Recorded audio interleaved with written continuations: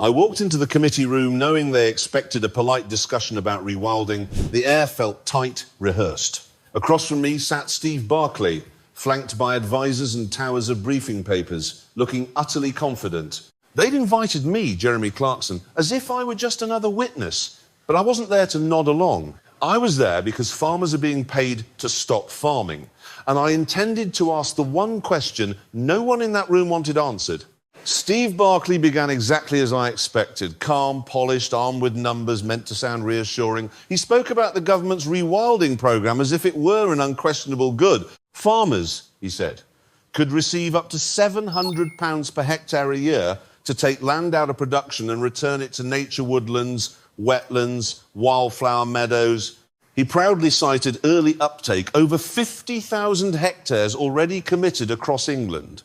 Carbon capture, flood prevention, biodiversity, community recreation, a win-win, he called it.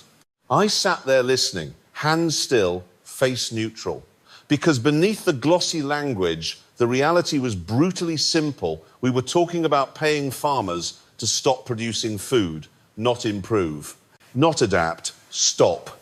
And as he finished, clearly pleased with himself, I realised something chilling. Everyone in that room was discussing land use, but no one was talking about food. If you think that omission matters, stay with me, because the next question changes everything. When Steve Barclay finished, the room settled into that familiar Westminster silence, the kind that pretends everything just said made perfect sense. I leaned forward slightly and asked him the simplest question I could think of. When farmers stop producing food, what exactly do you expect people to eat? You could feel the air change. He smiled, but it tightened at the edges. He began talking about diversification, sustainability, global supply. So I stopped him. That's not what I asked, because the numbers, his own department's numbers, told a very different story. Britain already imports around 45% of its food, and under full rewilding implementation, projections show domestic production capacity could fall by 15 to 20%. That's not environmental balance, that's structural dependence. He tried to pivot to efficiency, producing more on less land.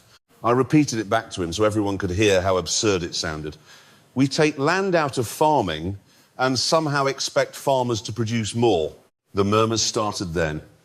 Quiet at first, because once you strip away the slogans, the reality becomes unavoidable.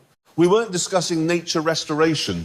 We were discussing how a country that already struggles to feed itself plans to produce even less. So I decided to follow that logic to its natural conclusion. If the government's plan was to produce more food on less land, then the tools farmers rely on should at least be expanding. But they aren't. In fact, they're shrinking just as fast as the acreage. I reminded Steve Barclay and the entire committee that farmers are now operating under tightening fertiliser limits, pesticide bans, and increasing water usage controls. Regulations layered on regulations, each one restricting productivity a little further. So let me get this straight, I said. You're taking land out of food production through rewilding, while simultaneously restricting the very inputs that make high yields possible. Less land, fewer tools, more rules. And yet the expectation is somehow greater output. I repeated the equation slowly, because sometimes hearing it out loud is the only way people grasp the absurdity. Reduce the land, reduce the chemicals, reduce the water, then demand efficiency miracles from the people you've just constrained. A Labour member suggested environmental protection requires sacrifice. I agreed, but sacrifice from whom? Farmers losing livelihoods, rural communities losing employment?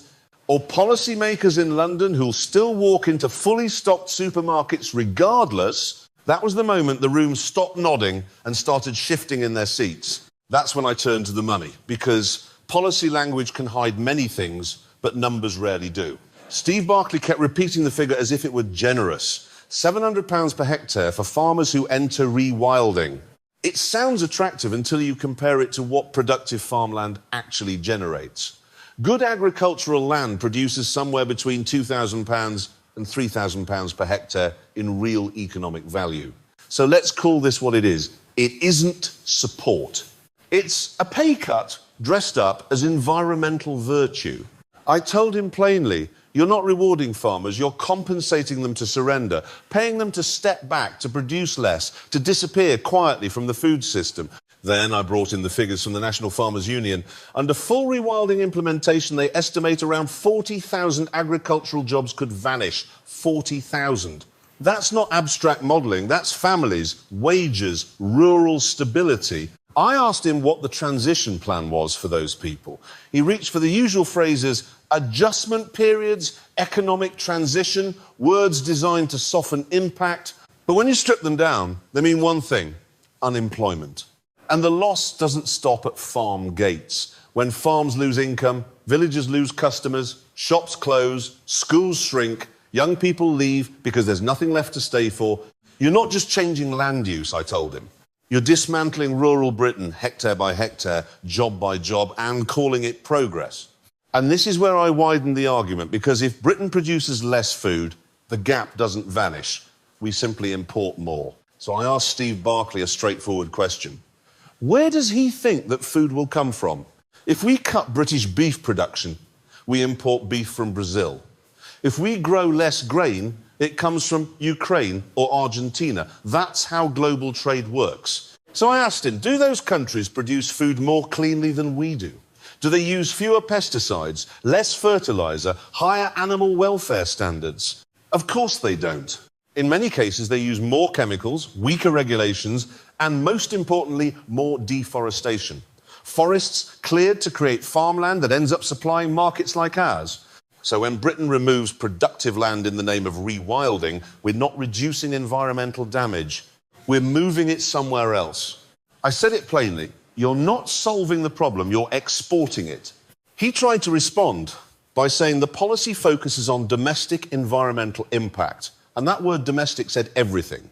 Because carbon released abroad still affects the same planet, habitat loss overseas still damages global biodiversity. You can't claim environmental success at home while driving environmental harm elsewhere. So I laid it out clearly. You turn British farmland into wildflower meadows, then import food grown on cleared wilderness overseas. You call that leadership, I call it accounting. Because real environmental responsibility isn't about making national statistics look good, it's about total global impact. And by that measure, cutting efficient British farming just shifts production to places that often do more environmental harm. By then, the room had gone quiet again. Not because the argument was complicated, but because it was painfully simple and very hard to answer. And this is where I brought the argument to its most uncomfortable conclusion, because up to that point, we'd been talking about land, subsidies, emissions, even global trade. Important issues, yes, but still abstract to many of the people sitting in that committee room. So I stripped it back to something far more immediate: survival.